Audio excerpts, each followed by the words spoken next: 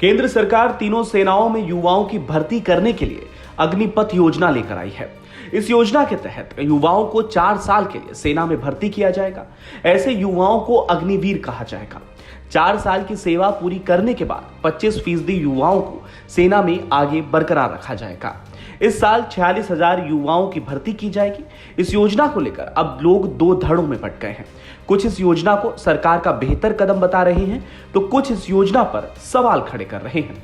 लेकिन हम आपको बता दें कि ये योजना सिर्फ भारत में ही लागू नहीं की गई है, बल्कि कई ऐसे देश हैं जो इससे मिलती जुलती योजना के तहत ही सेना में भर्ती करते हैं।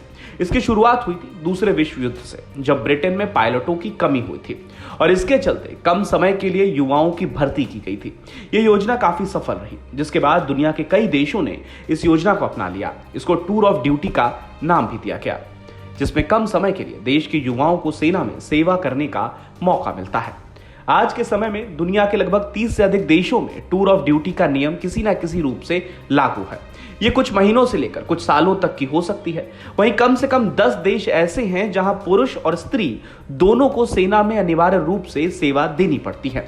इन देशों में चीन, Israel, Ukraine, Norway, Sweden, Morocco, उत्तर कोरिया, केप वर्दे, जाड़, इरित्रिया जैसे देश शामिल हैं।